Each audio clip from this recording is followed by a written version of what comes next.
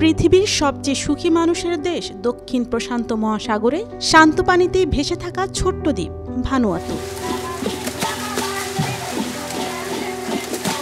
মালয়েশিয়ানরা দেশটির মূল অধিবাসী। ধারণা করা হয় এরা ৩৫,০০০ বছর আগে নিউ গিনি সহ আশেপাশের দ্বীপ অঞ্চলে বসবাস স্থাপন করে। তাদের মূল আবাস পূর্ব এশিয়ার দেশগুলো।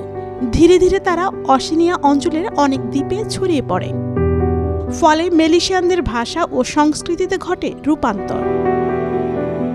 এখানে ইউরোপিয়ানদের প্রথম আগমন ঘটে ১৬০৬ সালে। প্রায় ২০০০ কিলোমিটার বিস্তৃত ভানুয়াতুর পূর্বে অস্ট্রেলিয়া, উত্তর পূর্বে নিউ ক্যালেডোনিয়া, পশ্চিমে ফিজি এবং উত্তরে সুলেমান দ্বীপপুঞ্জ।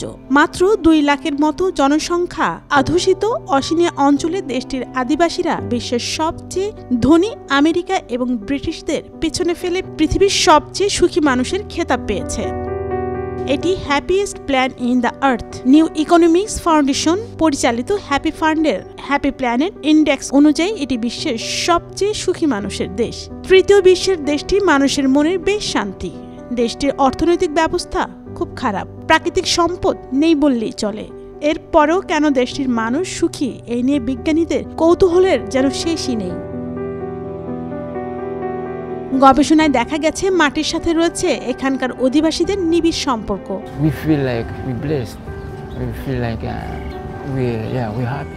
মাটি তাদের অনুপ্রেরণা যোগায়। পকেটে টাকা না থাকলেও এখানকার কেউ অভুক্ত থাকেন এ কথা কখনো শোনা যায় না। অর্থ উপার্জন ভানুয়াতুদের জীবনের মূল লক্ষ্য নয়। যুক্তরাজ্যের নটিংহাম বিশ্ববিদ্যালয় থেকে পড়াশোনা শেষে ফেরত এক স্থায়ী যুবকের চিন্তা থেকে বিষয়টি পরিষ্কার হওয়া যায়। মাছ ধরা হবে তাদের পেশা। ইচ্ছে করলে সেই ধনী হতে পারত, আধুনিক জীবনযাপনও করতে পারত।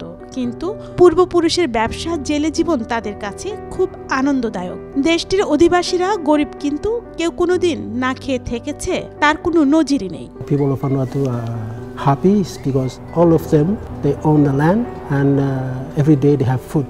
বিনিময়ের মাধ্যম মুদ্রা ততটা গুরুত্বপূর্ণ নয় তাদের কাছে। অল্পতে ফসল ফলে এই মাটিতে। শুধু আদিবাসীর জমির উপর জীবিকা নির্বাহ করে বেঁচে আছে অসংখ্য মানুষ। বিষয়টি তাদের আর্থিক প্রশান্তি যোগায়। তাই ভূমির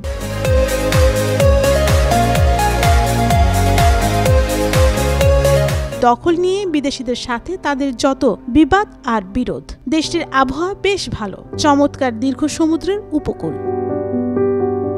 বেকারত্ব আর প্রচলিত অর্থের দারিদ্র্য বিরাজ করলেও কর আরোপ ও সরকারি কঠিন নিয়ন্ত্রণের কোনো বালাই নেই। এর জন্য মানসিক দিক থেকে তারা পৃথিবীর সবচেয়ে সুখী মানুষ।